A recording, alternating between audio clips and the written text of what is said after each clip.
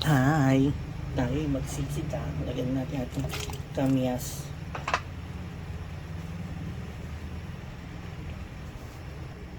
Pakuluin muna natin, no?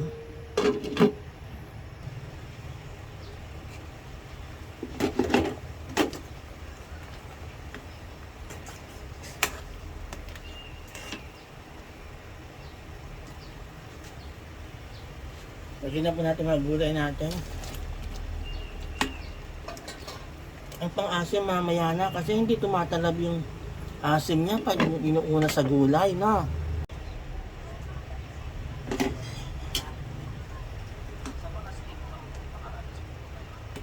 Lagyan na rin natin talong, no? Ito lang kasi ang mga gulay na nasa rep. Alam mo naman ako kung ano lang nandoon, pwede. So meron ditong sita, okra, talong, kamatis, sibuyas, yan. Tsaka kamyas, pumitas ako doon.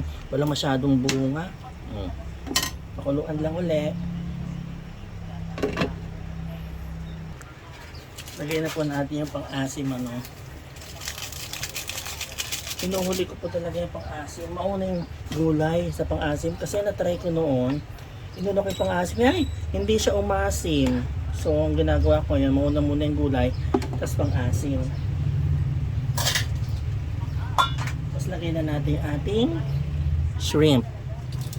Siyempre, napakabilis maluto ng shrimp, kaya huling-huli natin siya ilalagay. Yan, no? Nagpipik na siya kaagad. Sandali na lang to. Simmer na lang to ng mga 5 minutes. Okay na siya, no? Lagyan na lang tayo ng pampalasa. Konting patis. Simmer na lang natin to. Ito nyo, di ba naging pink kagad yung ano, yung hipon. Kaya hinuhuli talaga yan. Wow, ayan. Tikman na natin na ating sinigang na hipon.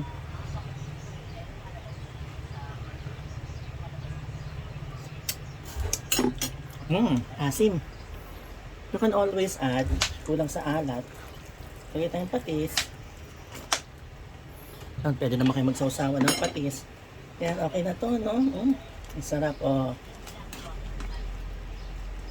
Kain na tayo, mga kagigil. Ayan, sinigang na hipon for lunch.